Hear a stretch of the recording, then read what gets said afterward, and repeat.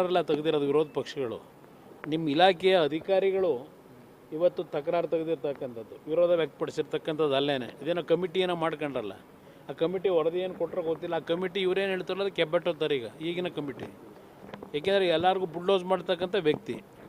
ಅದರಿಂದ ಇದು ದೊಡ್ಡ ಒಂದು ಅನಾಹುತ ಬೆಂಗಳೂರು ನಗರದ ನಾಗರಿಕರ ಮೇಲೆ ಹೊರೆ ಆಗ್ತಕ್ಕಂಥದ್ದು ಇದೆ. ಅದರಲ್ಲಿ ಯಾವ ಸಂಶಯ ಇಲ್ಲ. ಅದು ನೋಡೋಣ, ಗೃಹಲಕ್ಷ್ಮಿದು ಈಗ ಅದೇನೋ ಒಂದು ಮೃತರಾಗಿದ್ದಾರೆ, ಅವರಿಗೆಲ್ಲ ಅವ್ರ ಅಕೌಂಟಲ್ಲಿ ದುಡ್ಡು ಹೋಗ್ತಿದೆ. ಇದೆಲ್ಲ ಹೊಸದಾಗಿ ಏನು ಶುರು ಮಾಡ್ಕೊಂಡವರು ಸುಮಾರು 2 ಲಕ್ಷವೋ 4 ಲಕ್ಷವೋ ಇವತ್ತು ಕಡಿತಗೊಳಿಸಬೇಕು ಅಂತ ಹೇಳಿ ಅದು ಏನೇನು ಮಾಡ್ತಾರೆ ನೋಡೋಣಂತೆ.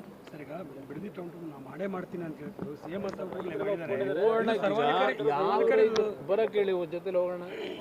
ಅಲ್ಲ, ಒಂದು ನಿಮಿಷ ಮುಖ್ಯಮಂತ್ರಿಗಳಿಗೆ ಆಹ್ವಾನ ಕೊಡೋಣಂತೆ, ಹೋಗೋಣಂತಲ್ಲಿ ಜನಗಳ ಹಳ್ಳಿಗಳಿಗೆ ಹೋಗೋಣ. 8 ಹಳ್ಳಿ ಇವ್ರು ಮಾಡಿದಾರಲ್ಲ, ಹೋಗೋಣಂತೆ ಹಳ್ಳಿಗಳಿಗೆ. ಹಳ್ಳಿಲಿ ಜನ ಎಷ್ಟು ಜನ ಅದಕ್ಕೆ ಒಪ್ಪಿಗೆ ಕೊಟ್ಟಿದ್ದಾರೆ, ಎದುರುಗಡೆ ಚರ್ಚೆ ಆಗಲಿ, ಪ್ರತ್ಯಕ್ಷವಾಗಿ ಚರ್ಚೆ ಮಾಡೋಕ್ಕೆ ತಯಾರಾಗಿದ್ದಾರೆ, ಜನವೇ ತಯಾರಾಗಿದ್ದಾರೆ. ನಾನು ಹೋಗ್ಬೇಕಾಗಿಲ್ಲ, ನೀವು ಹಳ್ಳಿಗೆ ಹೋಗಿ ಬಂದ್ರಪ್ಪ, ಗೊತ್ತಾಗುತ್ತೆ. ಇವತ್ತು ಯಾವ ಶಾಸಕರ ಹೆಸರು ಹೇಳ್ತೀರಿ, ಅಲ್ಲಿ ಜನ ಓಡಿಸಾಡಿದ್ದು ಗೊತ್ತಿಲ್ವಾ? ಅಲ್ಲಿ ಹೋದಾಗ ಅಲ್ಲಿಂದ ಅವ್ರಿಗೆ ಓಡಿಸ್ಕೊಂಡು ಹೋದಂಥದ್ದು ಪ್ರಕರಣ ನಡೀತಲ್ಲ, ಶಾಸಕರನ್ನ ಕದ್ದು ಹೋದ್ರಲ್ಲ, ಅವರೇ ಎಲ್ಲ ನಡೆದಿರತಕ್ಕಂಥ ಒಂದು ಘಟನೆಗಳಲ್ಲಿ. ಅದರಿಂದ ಇಲ್ಲಿ ಪ್ರಶ್ನೆ, ಸರ್ಕಾರ ನಿಜಕ್ಕೂ ಆ ಕಾರ್ಯಕ್ರಮಕ್ಕೆ ಅನುಷ್ಠಾನ ತರಬೇಕು ಅಂತ. ಈಗ ಚನ್ನರಾಯಪಟ್ಟಣ ಇಲ್ಲಿ ನಮ್ಮ ದೇವನಹಳ್ಳಿ ಹೋಬಳಿನಲ್ಲಿ ಒಂದು 2-3 ವರ್ಷ ನಡೆಸಿದ್ರು. ಈಗ ಅದನ್ನು ಕ್ಯಾನ್ಸಲ್ ಮಾಡ್ಕೊಂಡ್ರು.